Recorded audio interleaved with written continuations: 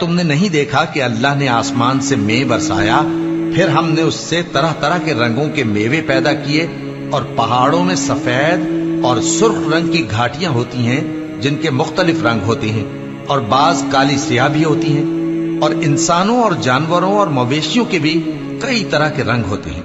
اللہ سے تو اس کے بندوں میں سے وہی ڈرتے ہیں جو صاحب علم ہے، بے شک اللہ غالب ہے، بخشنے والا ہے۔ جو لوگ اللہ کی کتاب پڑھتے اور نماز کی پابندی کرتے ہیں اور جو کچھ ہم نے ان کو دیا ہے اس میں سے پوشیدہ اور ظاہر خرچ کرتے ہیں، وہ اس تجارت کے فائدے کے امیدوار ہیں جو کبھی تباہ نہیں ہوگی، کیونکہ اللہ ان کو پورا پورا بدلہ دے گا اور اپنے فضل سے کچھ زیادہ بھی دے گا۔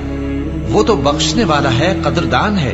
اور یہ کتاب جو ہم نے تمہاری طرف بھیجی ہے برحق ہے، اور ان کتابوں کی تصدیق کرتی ہے جو اس سے پہلے کی ہے۔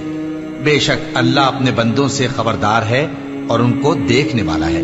پھر ہم نے ان لوگوں کو کتاب کا وارث ٹھہرایا جن کو اپنے بندوں میں سے برگزیدہ کیا، تو کچھ تو ان میں سے اپنے آپ پر ظلم کرتے ہیں اور کچھ میانہ رو ہیں، اور کچھ اللہ کے حکم سے نیکیوں میں آگے نکل جانے والے ہیں۔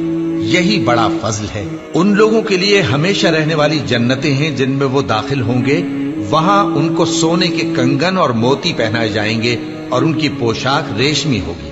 وہ کہیں گے کہ اللہ کا شکر ہے جس نے ہم سے رنج و غم دور کیا، بے شک ہمارا پروردگار بخشنے والا ہے، قدردان ہے۔